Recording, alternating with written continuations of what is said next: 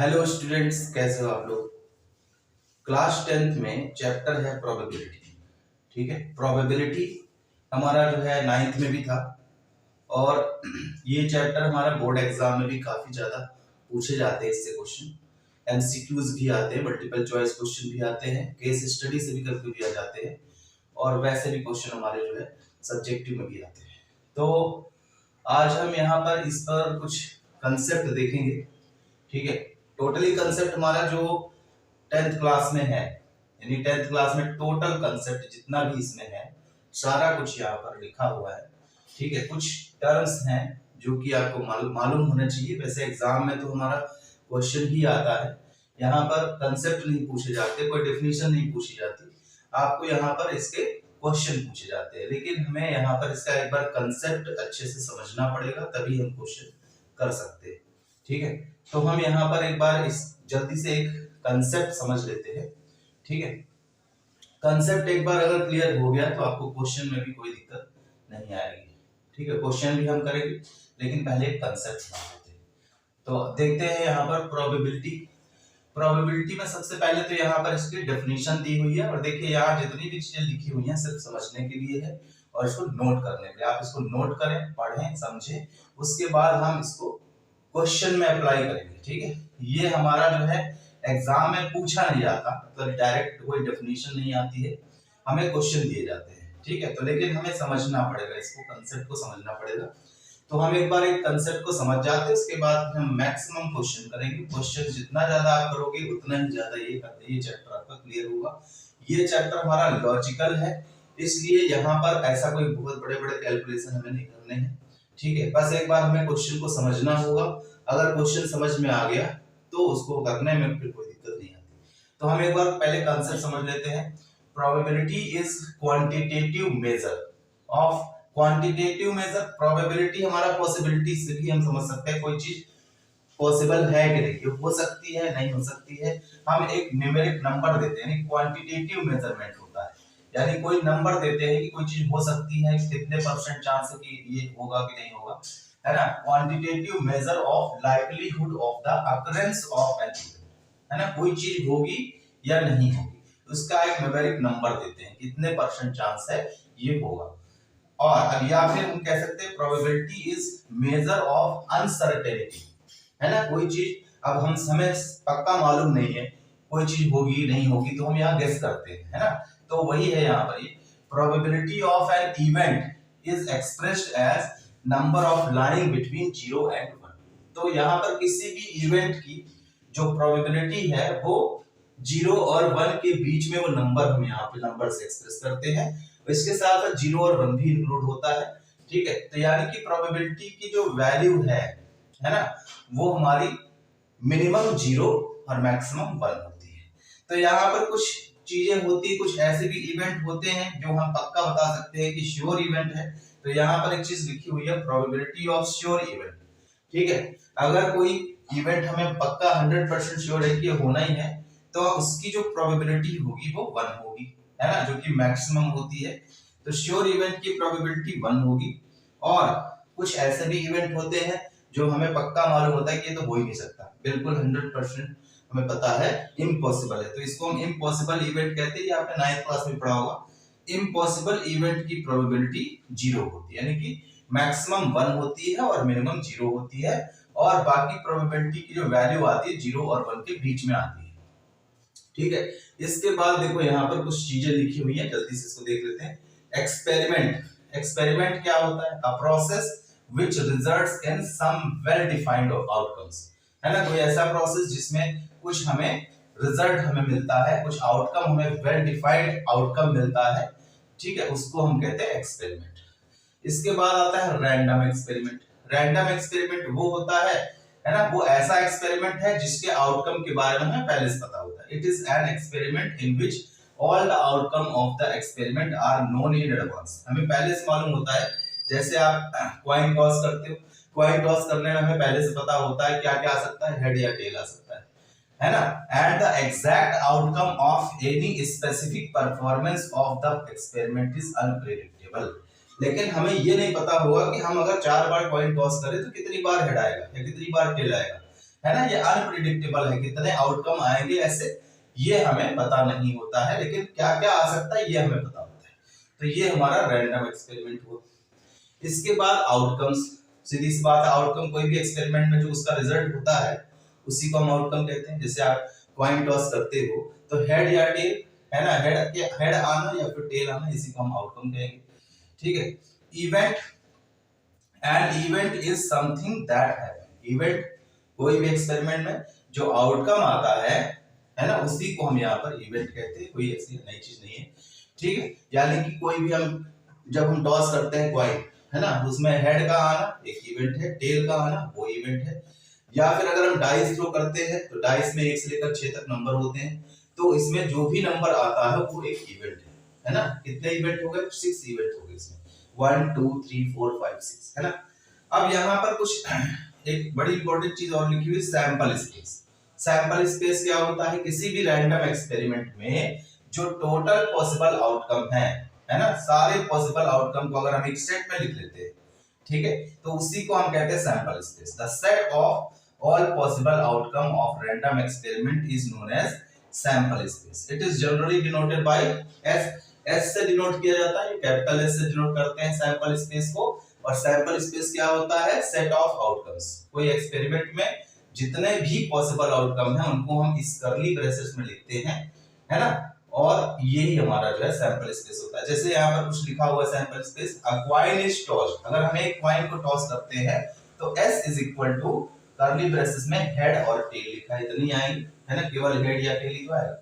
इसी तरह से अगर हम 2 कॉइन टॉस करते हैं तो क्या क्या आ सकता है? दोनों पर हेड हेड आ सकता है, या फिर पहले वाले पर हेड टेल आ सकता है, दूसरे पे टेल आ सकता है, या टेल हेड आ सकता है, या फिर दोनों टेल आ सकते हैं। इसके अलावा और कुछ नहीं हो सकता। तो हमने सारी पॉसिबिलिटी लिख दी, तो ये क्या है? Sample space. इसी तरह से 3 कॉइन टॉस करते हैं तो 3 कॉइन टॉस करने में यहाँ पर टोटल 8 आउटकम आएंगे। यहाँ पर इसी को हम ऐसे 2 बार लिख करके पहले वाले में हेड लगा दे 4 में, और फिर दूसरे वाले में टेल लगा दे, तो ये टोटल हमारा 8 आउटकम 3 कॉइन के लिए बन जाएगा। ठीक है। इसी तरह से अगर हम डाइस को थ्रो करते हैं तो डाइस में 1 2 3 4 5 6 6 आउटकम आएंगे। अगर हम 2 डाइस को थ्रो करेंगे तो यहाँ पर दोनों डाइस में क्या क्या आ सकता है? 1 1 1 2 1 3 1 4 1 5 1 6, या फिर 2 1 2 2 2 3 2 5 2 6, है ना, ऐसे करके टोटल 6 6। टोटल हो गए कितने? 36 आउटकम आएंगे। 36 आउटकम में से कोई एक आएगा। ठीक है। सारी पॉसिबिलिटी यहाँ लिखी हुई है, लेकिन आएगा सिर्फ एक ही। इसके बाद यहाँ पर देखो एक भी ये चीज भी लिखी हुई है, प्रोबेबिलिटी ऑफ ए, मतलब किसी भी इवेंट की जो प्रोबेबिलिटी है वो उसका रेंज क्या होता है? 0 से लेकर के 1 तक, और इसमें इक्वल भी लगा हुआ है ना, यानी कि 0 भी इंक्लूड है और 1 भी इंक्लूड है। अब इसमें यहाँ पर एक और चीज देखिए, probability of A plus probability of A complement. ये हमारा ए कॉम्प्लीमेंट है, यानी प्रोबेबिलिटी इवेंट के ना होने की प्रोबेबिलिटी और होने की प्रोबेबिलिटी का जो सम होता है वो 1 होता है। ठीक है। तो ना होने की प्रोबेबिलिटी की वैल्यू हम यहाँ 1 माइनस पी ऑफ ए भी कर सकते हैं। तो ऐसे भी क्वेश्चन पूछे जाते हैं, ना होने की प्रोबेबिलिटी पूछेगा तो 1 में से माइनस कर देना है होने की प्रोबेबिलिटी। और यहाँ पे प्रोबेबिलिटी का एक डेफिनेशन वो फॉर्मूला भी लिखा हुआ है, देखें, probability of an event is equal to number of favourable outcome, है ना। फेवरेबल मतलब जो हमें हम चाहते हैं, जो हमारे फेवर में, जो हमसे पूछा जा रहा है कि ये चीज आए। कॉइन टॉस कर रहे थे, हेड का आने की प्रोबेबिलिटी पूछे तो हेड का आना ही फेवरेबल हो, तो number of favourable outcome divided by total number of outcome. ठीक है। तो यहाँ पर ये हमारा फॉर्मूला लिखा हुआ है। अब इसमें अगर हम कॉइन टॉस कर रहे हैं, जैसे यहाँ पे आप समझे, अगर हम एक कॉइन को टॉस कर रहे हैं तो प्रोबेबिलिटी ऑफ गेटिंग हेड, है ना, हेड आने की प्रोबेबिलिटी क्या होगी? टोटल तो यहाँ पे probability, total number of outcome कितने हैं? 2 हो गए, हेड या टेल, है ना, और हेड उसमें कितने होते हैं? 1 होते हैं, तो 1/2 हो गया, है ना। इसी तरह से टेल आने की प्रोबेबिलिटी पूछा जाए तो टोटल नंबर कितने हैं? 2 हैं, हेड या टेल। इसके सैंपल स्पेस में टोटल 2 आउटकम है, और टेल कितने होते हैं? 1 होते हैं। तो हेड के आने की प्रोबेबिलिटी भी 1/2 है, और टेल के आने की भी प्रोबेबिलिटी 1/2 है। ठीक है। यानी कि दोनों के आने के चांसेस बराबर बराबर है ना। अगर कोई भी ऐसा एक्सपेरिमेंट जिसमें जो इवेंट होते हैं उन सब के आने के चांसेस बराबर बराबर होते हैं। जैसे यहाँ पे आप देखो कॉइन को टॉस करने में हेड के आने के चांस 1/2, टेल के आने के चांस भी 1/2 है। तो ये हमारा इवेंट होता है इक्वली लाइकली इवेंट। ठीक है, ऐसे ही यहाँ पर डाइस को भी हम यहाँ पर कह सकते हैं, डाइस में भी सभी के आने के चांसेस क्या होते हैं, इक्वल होते हैं। तो डाइस में जितने भी इवेंट है वो भी इक्वली लाइकली इवेंट है ना। इक्वली लाइकली इवेंट कब नहीं होगा, जब उसमें इवेंट के आने के चांसेस अलग अलग हैं। जैसे किसी बैग में मान लो, एक एग्जांपल देखो, जैसे किसी बैग में आपके जो है टोटल 8 रेड बॉल है ना। 8 क्या है, 8 रेड बॉल है और 2 व्हाइट बॉल है ना। अब हम इसमें से अगर एक बॉल निकालते हैं बिना देखे, है ना, रैंडमली, तो यहाँ पर रेड बॉल निकलने के चांसेस क्या ज्यादा है ना। इसकी रेड बॉल की प्रोबेबिलिटी क्या होगी, रेड बॉल की प्रोबेबिलिटी हो जाएगी 8/10 है ना। 8 रेड बॉल है और टोटल 10 बॉल, तो 8/10 इसको रिड्यूस कर लेंगे। इसके अलावा अगर हम व्हाइट बॉल की प्रोबेबिलिटी देखें तो ये हो गया 2/10 है ना, क्योंकि व्हाइट बॉल कितनी है, 2 है और टोटल बॉल 10 है, तो इनकी प्रोबेबिलिटी अलग अलग आ रही है ना। तो इसका मतलब क्या हुआ, इस तरीके का एक्सपेरिमेंट इक्वली लाइकली आउटकम नहीं देता है ना। तो यहाँ पर इक्वली लाइकली आउटकम में सारे इवेंट की प्रोबेबिलिटी इक्वल होती है। तो यहाँ पर आपके पास ये कंसेप्ट है प्रोबेबिलिटी का। इसमें एक चीज और आता है, कभी कभी देखो प्लेइंग कार्ड का भी सिस्टम पूछा जाता है। प्लेइंग कार्ड हमारा जो है उसका भी सिस्टम पूछा जाता है। तो इसमें प्लेइंग कार्ड में आपको पता होना चाहिए टोटल 52 कार्ड्स होते हैं, ठीक है, और 13 के 4 ग्रुप होते हैं, है ना। आपने शायद पढ़ा होगा 52 कार्ड्स होते हैं टोटल, ठीक है। इसमें 13 का ग्रुप होता है ना। इसमें होता है एक रेड डायमंड का, और एक होता है हार्ट का, है ना, और एक होता है स्पेड। स्पेड का यहाँ पर सिंबल ऐसा कुछ होता है, और एक होता है हमारा उल्टा ऐसा बना होता है ना।